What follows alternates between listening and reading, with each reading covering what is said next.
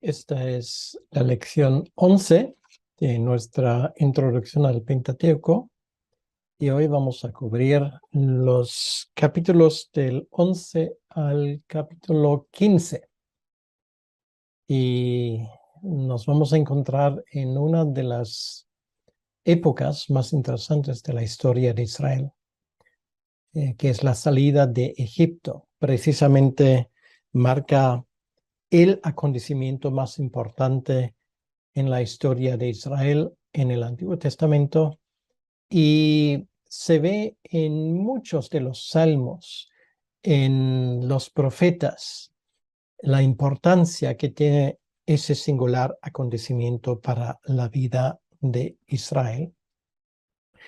El capítulo 11 nos enseña esa tremenda catástrofe que supone la 10ª plaga. Es el punto final que lleva a los israelitas finalmente a recibir el permiso de parte de los egipcios para salir del país.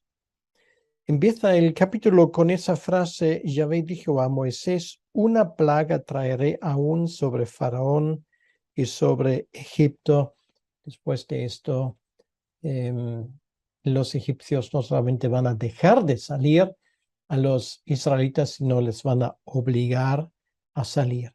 A esas alturas, Moisés ya gozaba no solamente mucho respeto entre los israelitas, sino también mucho respeto entre los egipcios. El versículo 3 del capítulo 11 dice: Yahvé dio gracia al pueblo en los ojos de los egipcios. También Moisés era tenido por gran varón en la tierra de Egipto, a los ojos de los siervos de Faraón y a los ojos del pueblo. Entonces nos damos cuenta que Dios estaba derramando su gracia sobre Moisés para conseguir esa tremenda hazaña que es llevar a un pueblo que contaba con millones fuera de Egipto a un futuro que Dios describió en esos términos, que les llevaría a un país donde fluye leche y miel. Esa plaga causaría muertes en todas las familias de Egipto. No solamente la primogenitura de los hijos varones, sino también de los animales, y destruiría en Egipto toda la maquinaria de producción agrícola. Esto para Egipto significaba un revés muy difícil de subsanar, y nos damos cuenta que efectivamente después de esto y después luego de la destrucción del ejército de Egipto, pues ese país cae, para decirlo así, como en un vacío. Esto lo vemos resumido en el versículo 5 del capítulo 11. Esa primogenitura, el primogénito, según las creencias de los egipcios, estaban bajo protección, particularmente del dios Anubis. Protegía de la muerte a los faraones y a sus familias. Y claro, nos damos cuenta que obviamente ese supuesto dios era incapaz de salvar a los egipcios. Obviamente surge una pregunta que es una pregunta interesante y muy importante. Aparte del relato bíblico, ¿existe alguna prueba extrabíblica, vamos a decirlo, de esa catástrofe? Y quiero citar de la obra de un arqueólogo austriaco, el señor Manfred Bietak, que durante ya mucho tiempo lleva a cabo excavaciones arqueológicas en la zona de Avaris, que era la capital del delta del Nilo, donde estaban los israelitas.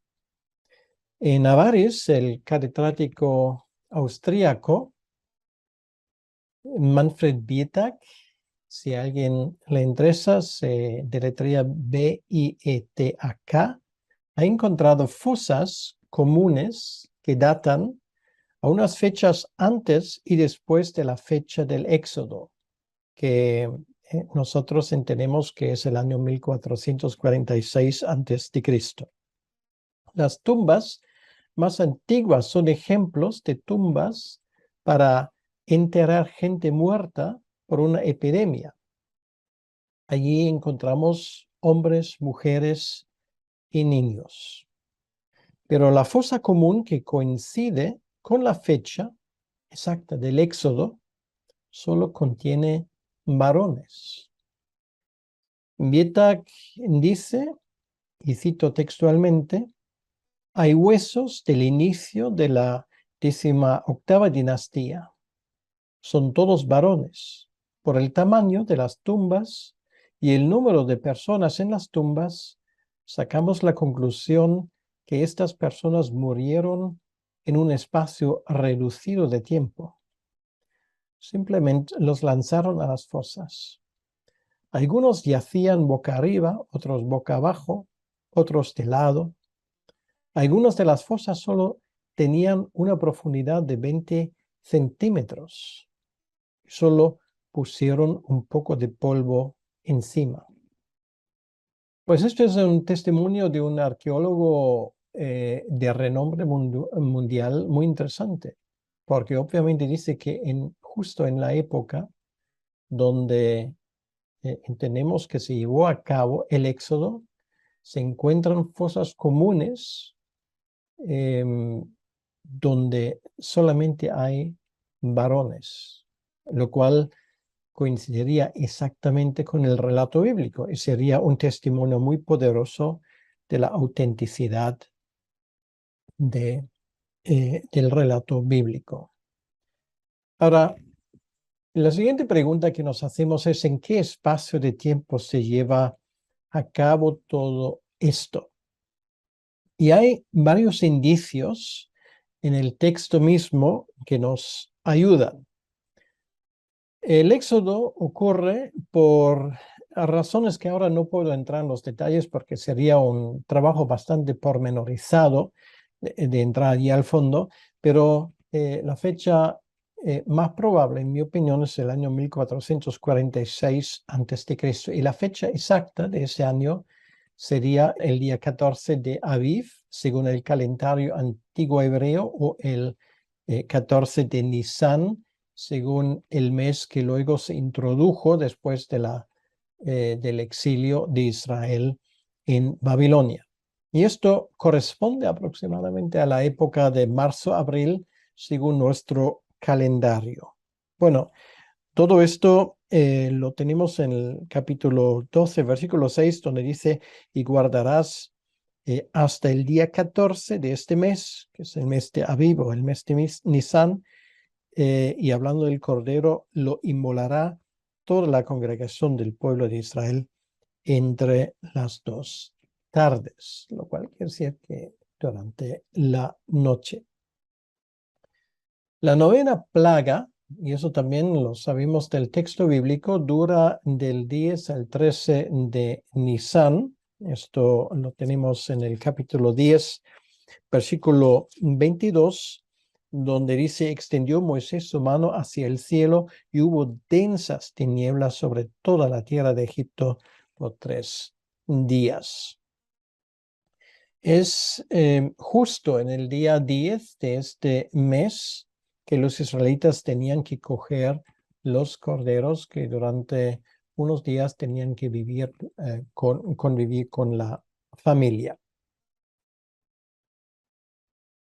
Y luego también aprendemos algo muy interesante de Éxodo capítulo 9, del versículo 31, que nos da una información sobre el estado en los campos de diferentes cereales.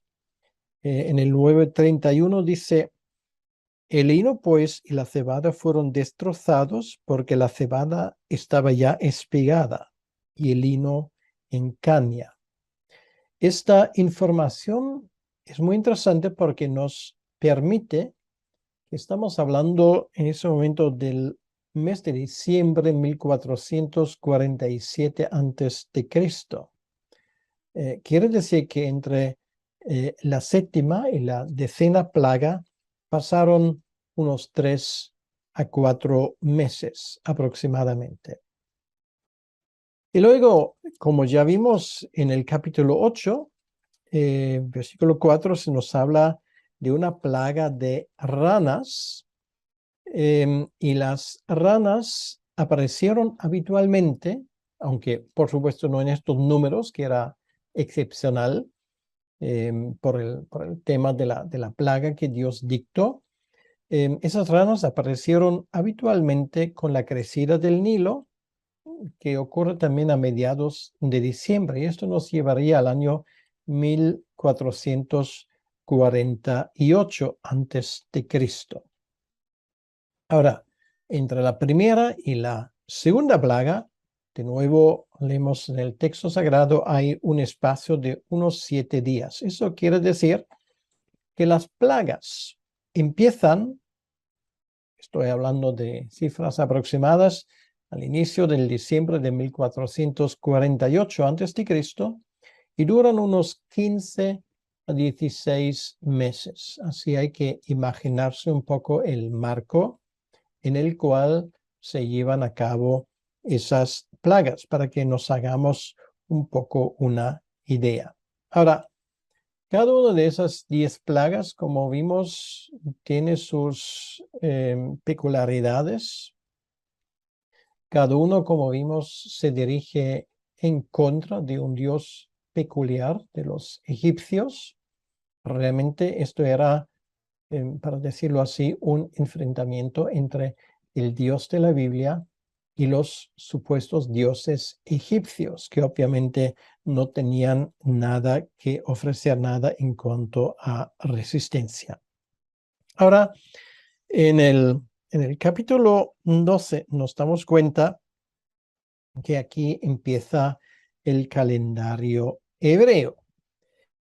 Dice el versículo 1, habló Yahvé a Moisés y Aarón en la tierra de Egipto, diciendo: este mes os será principio de los meses, para vosotros será este el primero en los meses del año. Entonces es el inicio del calendario hebreo. El calendario hebreo realmente tiene 2 versiones.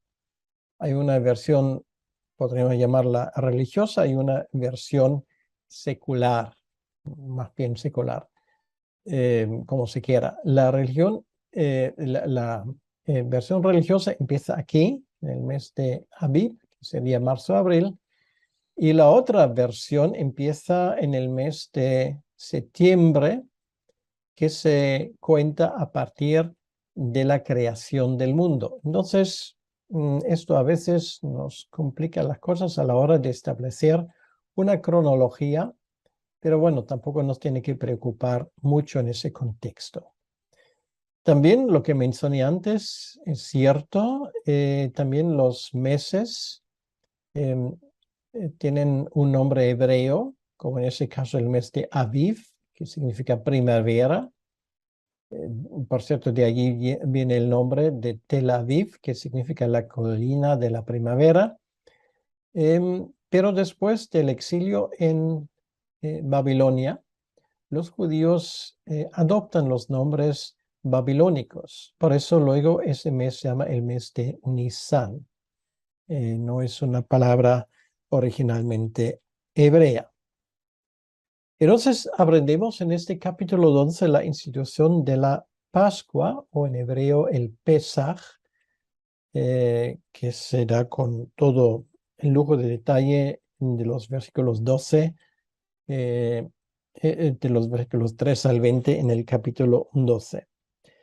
Resumiendo las condiciones que Dios dice aquí, tiene que ser sacrificado un cordero macho de 1 año sin defecto.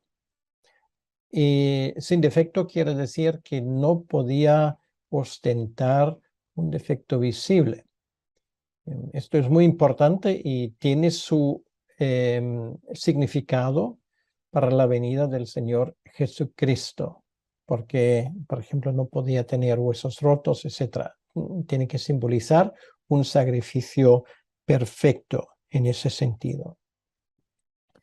Y luego hay una peculiaridad que en esa primera celebración de la Pascua, los israelitas, y por cierto, también todos los egipcios que querían obedecer a la palabra de Dios, tenían que marcar sus casas. Tenían que marcar sus casas con la sangre de este cordero, cosa que solamente se hace en esa ocasión. Esto es algo que no se repite. Se hace con, casi podríamos decir, con un manojo de una planta que llamamos hisopo. Y ese hisopo pues sirve para aplicar esa sangre del cordero en los dinteles y los postes de la casa. En las fotos pues vemos cómo esto se puede imaginar. Vemos la foto de una casa sencilla, como la gente, seguramente los israelitas lo tenían en aquel entonces en Egipto. Hay que darse cuenta que aunque ellos eran esclavos en Egipto, ellos vivían en sus propias casas. Entonces, esto es importante para que nos demos cuenta, eran casas muy sencillas, eso sí, pero tenían sus propias casas. Pues muchas veces solamente tenían una sola habitación. Pero en las puertas de esas casas, pues había que aplicar la sangre del cordero. Entonces, en ese momento se instituye la fiesta de la Pascua, que los judíos celebran hasta el día de hoy. Y claro, el significado que hay detrás de todo esto es que el cordero muere por los primogénitos. Entonces, esto ya tiene un significado que es muy importante para entender el hecho de que nuestro Señor Jesucristo murió en nuestro lugar. Estamos hablando de una muerte de sustitución. En esta celebración de la Pascua, hasta el día de hoy, se conmemoran ciertas cosas. Por ejemplo, en el plato que comen los judíos para conmemorar esa fecha, se comen, por ejemplo, hierbas amargas que simbolizan la esclavitud en Egipto. Bueno, lo más importante, por supuesto, es la carne de cordero, ese cordero que muere en lugar.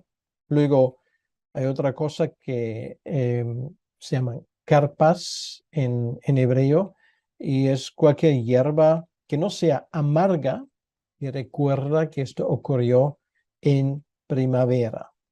Esto se moja con una salsa de agua salada que recuerda las lágrimas de Egipto. Y luego, en otro receptáculo hay lo que en hebreo es el jaroset, que es una mezcla entre nueces, dátiles y vino. Y esto se convierte en una pasta y recuerda la arcilla para formar los ladrillos de Egipto. Entonces eso también está en el plato y juntamente con un huevo cocido y luego horneado, que es símbolo de vida. Bueno, todo esto en el texto bíblico no lo ponen, pero en lo que se llama el Seder o el orden de celebrar la fiesta de la Pascua, los judíos conmemoran cada uno de esos elementos hasta el día de hoy y obviamente son elementos bíblicos, recuerdan los hechos bíblicos tal y como nos lo ha sido transmitido en las páginas del libro de Éxodo. Moisés explica todo esto a los ancianos de Israel. Esto lo tenemos en los versículos 21 al 28. Es muy interesante que a partir de ese momento, en 1446 a.C., hasta el día de hoy, y en un solo año se ha dejado de festejar la festividad del Pesaj en círculos israelitas. Es, por lo tanto, la fiesta más antigua que se celebra sin interrupción sobre la faz de la tierra y recuerda precisamente la salida de Israel de Egipto. Estamos hablando de un espacio de tiempo de aproximadamente 3.500 años, que es bastante. La 10ª plaga no tiene una explicación natural. Con los primeros 9 plagas podemos intentar encontrar ciertas explicaciones. Todo tiene una secuencia lógica, aunque no tal vez de esa magnitud. Ahora ya es un poco más complicado de intentar explicar por qué, cómo Dios puede hacer a partir de cierta plaga una diferenciación entre lo que pasa en Gosén, donde están los israelitas, y el resto de los egipcios. Pero esa 10ª plaga, la muerte de la primogenitura, y no solamente de los hijos varones, sino también de los animales, no tiene una explicación natural. No hay que olvidar, esto se aplica también a los que están en la cárcel, también al ganado, o sea, no hay excepción posible. Y tenemos que tomarlo simplemente como lo que es, la Biblia lo escribe en esos términos, es un auténtico milagro. Y bueno, dicho sea de paso, el Dios que obra ese milagro es el mismo Dios en el cual creemos nosotros, el Dios creador de los cielos y de la tierra, que hace hasta el día de hoy sus proezas. Ahora, finalmente, hacia el final de ese capítulo, en los versículos 31 al 36, aprendemos cómo finalmente Israel sale de Egipto. Y esto ocurre después de medianoche. Finalmente, Faraón, como suele decir, deja su brazo, da su brazo a torcer y se encuentra hacia un país completamente puesto de rodillas. Lo que le falta aún es la pérdida, para decirlo así, de la joya de la corona, que es su ejército. Esto será ya una aniquilación del poder de los egipcios que es total y obviamente supone un revés tremendo para los egipcios. Ahora los egipcios literalmente echan a los israelitas del país. No quieren que se queden ni un momento más porque obviamente el país está absolutamente destrozado. Dice el versículo 33 del capítulo 12, los egipcios apremiaban al pueblo, dándose prisa a echarlos de la tierra porque decían, todos somos muertos. Y esto es el momento cuando finalmente los israelitas salen. La primera estación les lleva desde Ramesés a Sucot y simplemente quería dar aquí alguna información adicional. La palabra Ramesés, algunos han dicho que aquí estamos ante un problema porque el faraón Ramesés II, que vivió 2 siglos más tarde, y del cual algunos dicen que era el faraón del Éxodo, supuestamente había dado nombre a esa ciudad. Bueno, esto es bien posible. Lo que pasa es que luego se identificaba esa ciudad con su nombre que era más conocido. En aquel entonces tenía otro nombre. Es la ciudad de Avaris, que en su momento era la capital de los Ixos, los amorreos. Ya en su momento hablamos de ellos, y era el lugar donde estaban ubicados los israelitas. Hoy esa ciudad de Ramesés está, de hecho, construido por encima de los escombros de la ciudad de Avaris. Esto, por ejemplo, el señor Vitak, que mencioné al inicio de esta lección, lo ha averiguado con sus excavaciones, y está cerca de un lugar que hoy en árabe se llama Teb el Dab'a.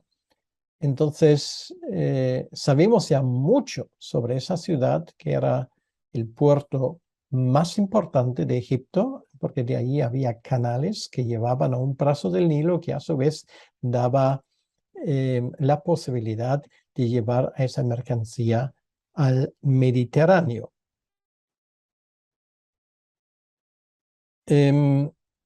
Sucot es probablemente la ciudad que hoy se llama Tel al-Maskuta, pues a unos 23 millas al este de Avaris, para aquellos que calculan en kilómetros, unos 37 kilómetros. Y allí había agua. Entonces, esto sería la primera estación en esa salida del pueblo de Israel. Y hoy sabemos que en la antigüedad esto era el punto de partida de caravanas que iban a cruzar el Sinaí para dirigirse hacia Mesopotamia, por ejemplo, o hacia Arabia, según y cómo. Esa distancia de Ramesés a Sucot perfectamente podría haberlo hecho en un solo día. Sucot se encuentra en lo que hoy es el Wadi Tamilat. El Wadi Tamilat es un lugar donde en esa época del año, estamos hablando de marzo-abril, hay lluvias, por lo tanto hay agua. O sea, no hay que imaginarse ese cruce por el desierto como un cruce como cruzando el desierto del Sáhara o el Atacama, el Chile o algo por el estilo, ¿no? Es que ahí había agua en esa época, y esto es muy importante para que lo entendamos. Ahora, lo que también es muy interesante, porque siempre hablamos de los israelitas que salen de Egipto, pero no son los únicos que salen de Egipto.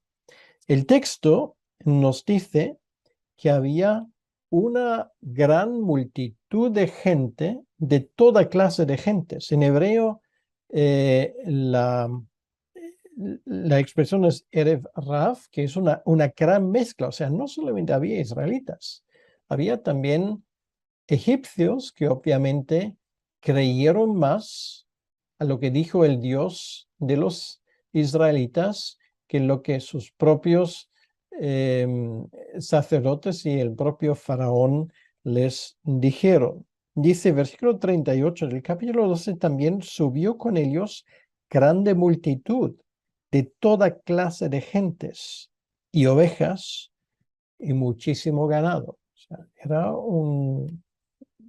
una multitud muy grande, no solamente de israelitas. Entonces, hablamos un poco de cronología, porque es un tema muy importante.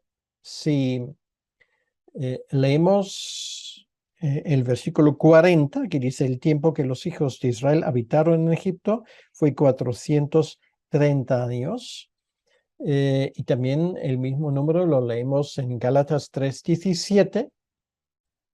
Nos damos cuenta en que esos 430 años era el tiempo que efectivamente Israel se quedó en Egipto. Luego, por cierto, Génesis 15:13 y Hechos 7:6 redondean el número en 400, ¿vale? Pero es obvio que se trata de un número redondeado. La cifra exacta sería 430 años. Bueno, ahora, ¿cómo se calculan estos años? Eso se calcula a partir de los tiempos de Jacobo. Y pues ahora les tendré que aburrir, entre comillas, un poco con cifras. Según la cronología que a mí más me convence, en el año 1876 antes de Cristo, Jacobo tiene 130 años. Esto lo aprendemos de Génesis capítulo 47 y el versículo 9. Y es en ese año que él conoce a Faraón y es precisamente el día 14 de Nisan. ¿Y por qué lo sabemos?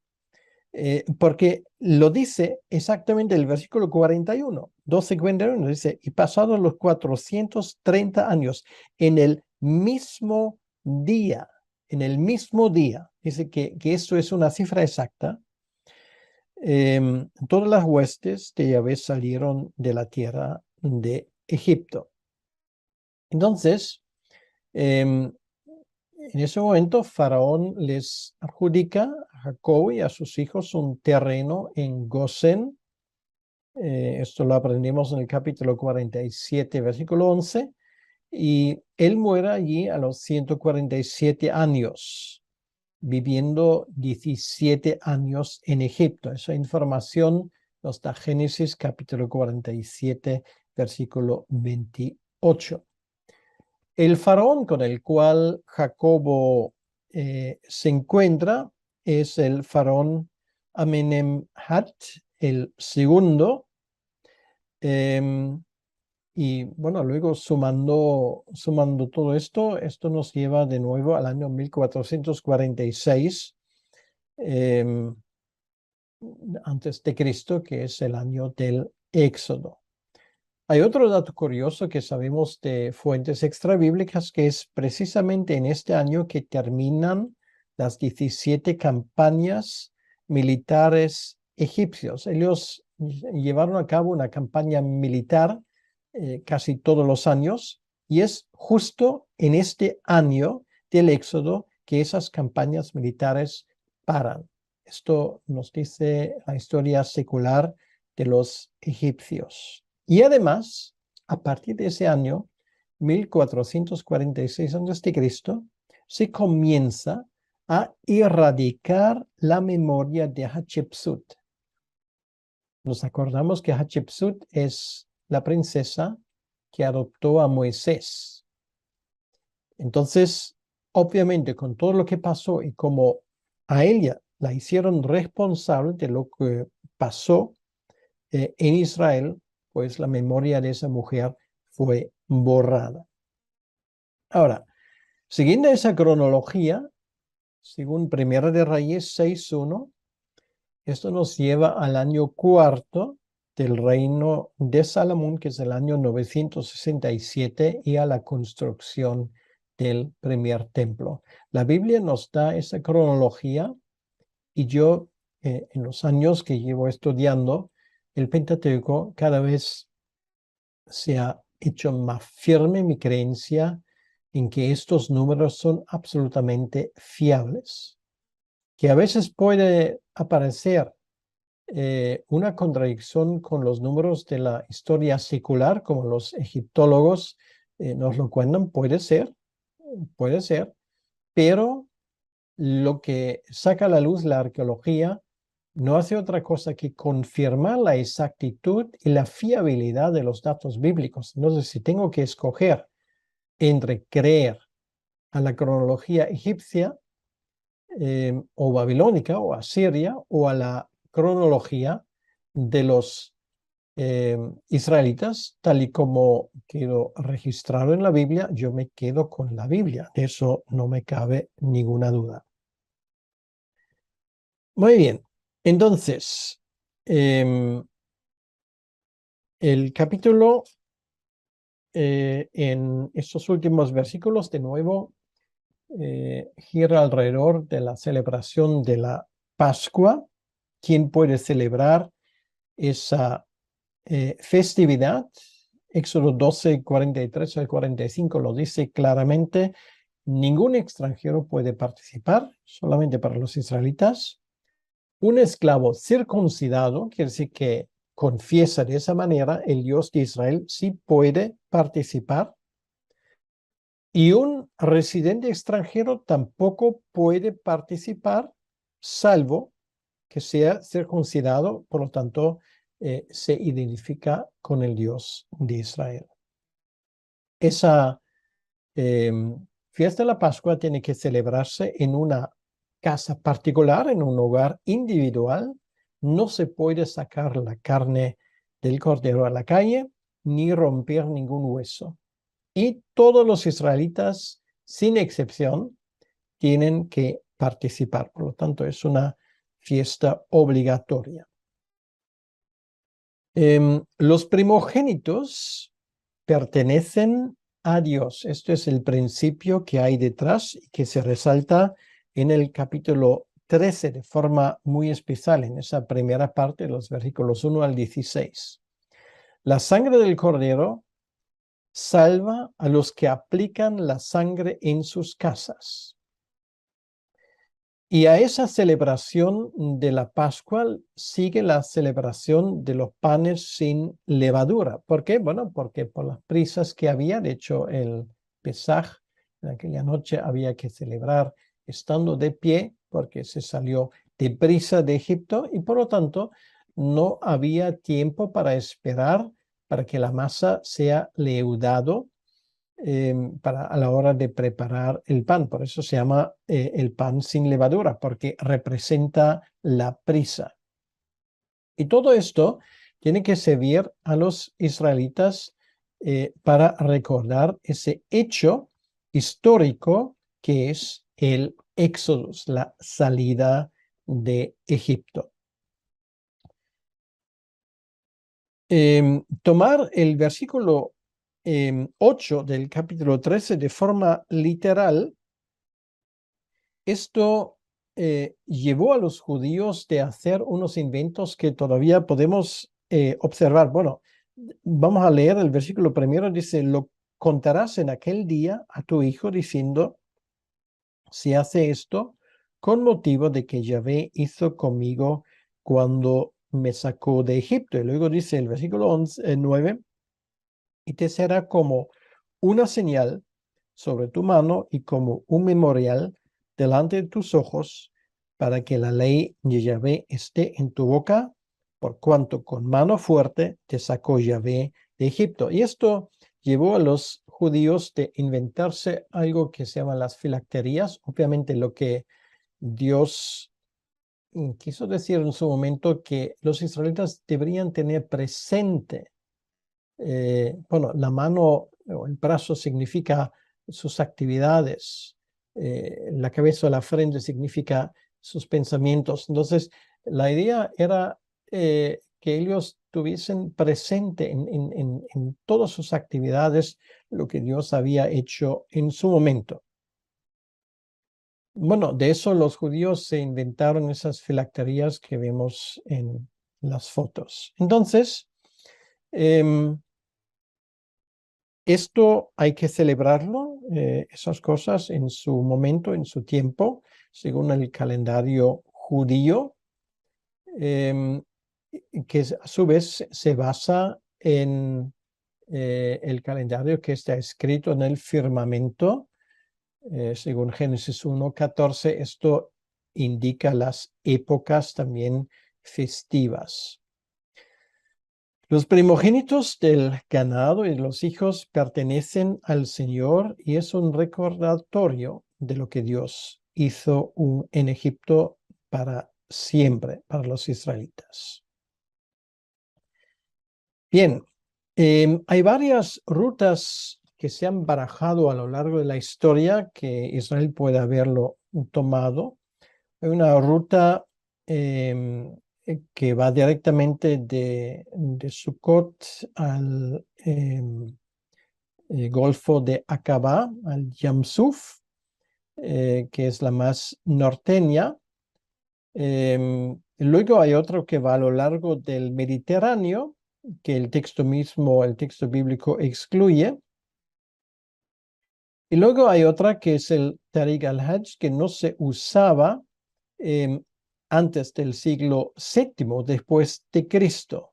Y la tercera, la que en árabe se llama el Darb al-Shawi, tiene serios problemas de pastos y de agua. Entonces realmente la última no se usaba hasta el tiempo de los romanos. Que esto sería la ruta que tradicionalmente se ha barajado como la más probable, que es la que lleva más al sur. Entonces, cada una de esas rutas tradicionales tiene sus problemas. Es que hay un problema con aquellos que nos indican cómo los israelitas podrían haber salido de Egipto. Y ellos a veces simplemente trazan algo sobre un mapa y piensan, bueno, así podría haber sido. Realmente, si se conoce el terreno, si se conoce la geografía, si se conoce las peculiaridades meteorológicas, realmente no existen tantas posibilidades. Y esto va en consonancia, o tiene que ser visto juntos con la pregunta, ¿dónde está el Mar Rojo? Y esto nos da una respuesta. Y la respuesta, en mi opinión, es que el camino más probable que siguen los israelitas es un camino que va casi en línea directa de Sucot hacia el este, haciendo uso de un terreno más asequible, un terreno más plano, no con tantas montañas y además con muchos wadis, quiere decir riachuelos y pequeños ríos que en aquella época podrían haber llevado agua. Entonces, la ruta más rápida y más probable es la que tenemos aquí, que va de Sucot, siguiendo por el Wadi Brook, el Wadi Aqaba, el Wadi Mishait, llevando a Etam. Y luego en Etam, según el texto bíblico, ellos van hacia el sur, y es allí finalmente en esa pequeña península de Nuweiba donde, en mi opinión, cruzan el Mar Rojo. O sea, es la ruta más probable, en mi opinión.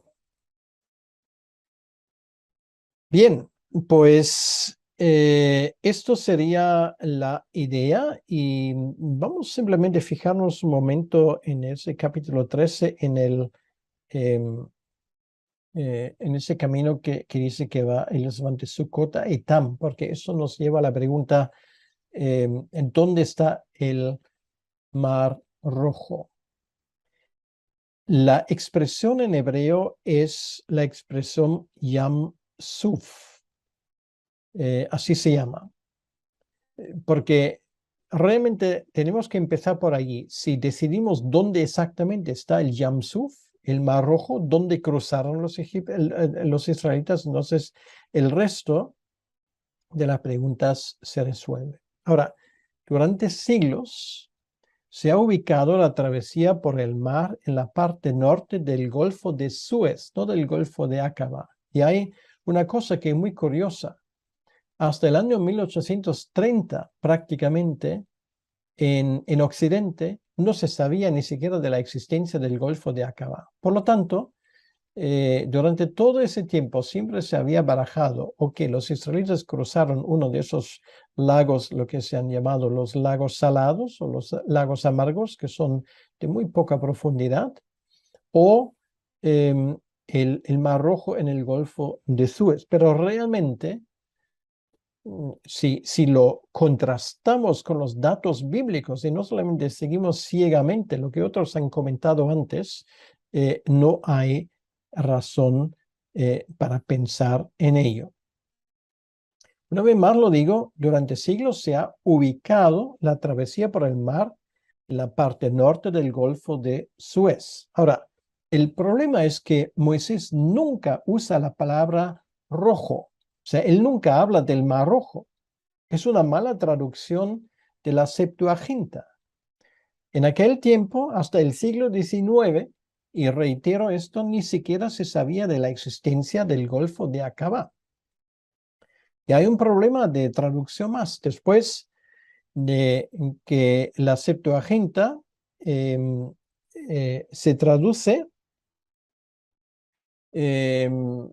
como Mar Rojo, también tenemos la expresión o la traducción Mar de Juncos.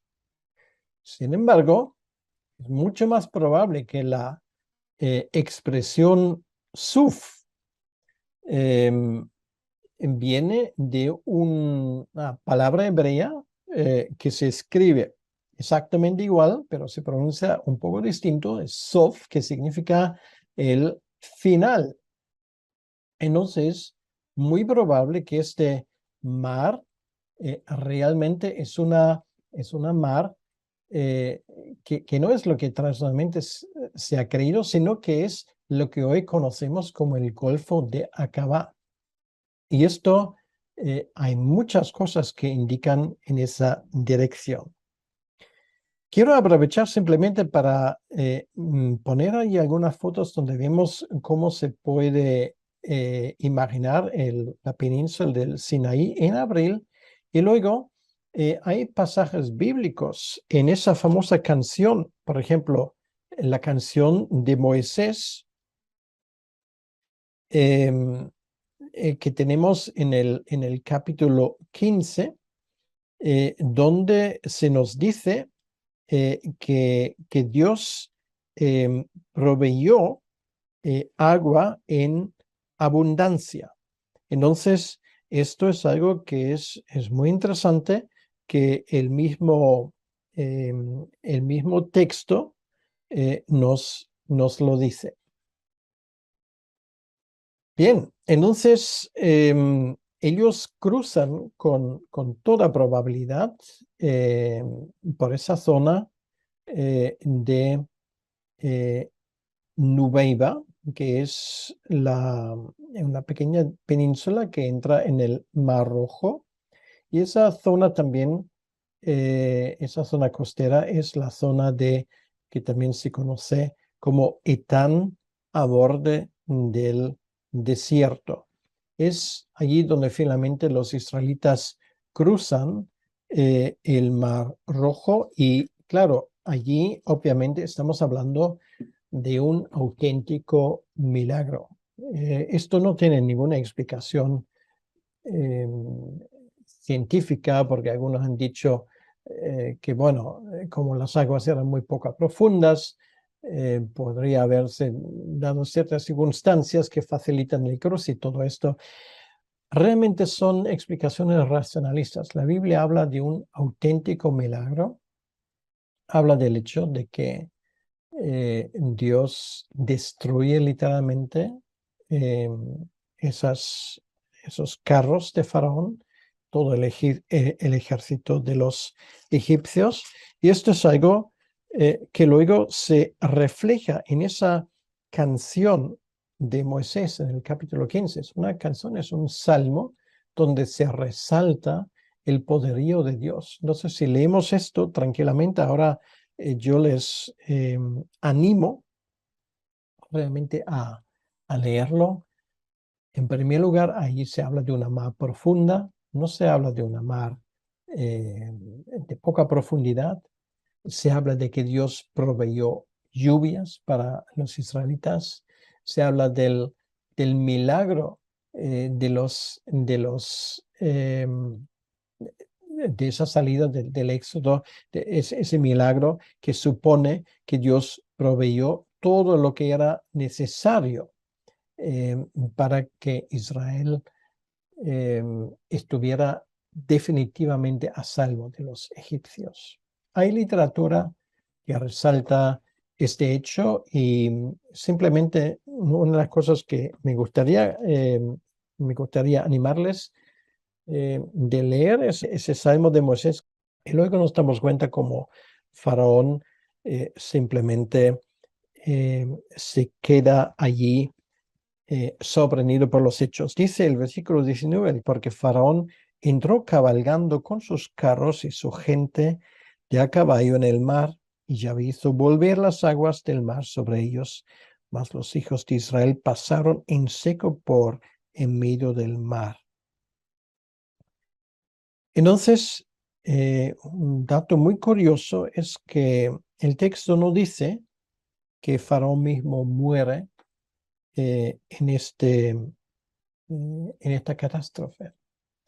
Es posible que él haya sobrevivido, pero sí, definitivamente su ejército queda completamente destruido. Y luego finalmente dice el versículo 27 del capítulo 15, y llegaron a Elim, donde había 12 fuentes de aguas y 70 palmeras, y acamparon allí junto a las aguas.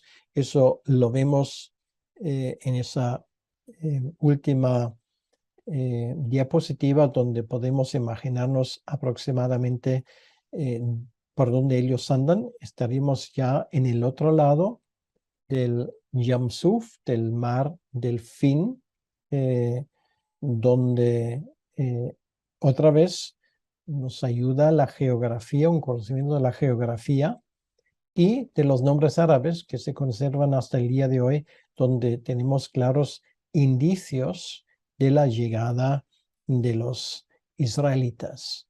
Bien, pues hasta aquí hemos llegado hoy en esta lección. Y Dios mediante, la próxima vez vamos a adentrarnos más en ese viaje que Israel hacía por el desierto, no exactamente donde siempre hemos pensado, sino en un lugar que concuerda bastante más con los datos bíblicos. Pues muchas gracias por su atención y nos vemos en la próxima lección.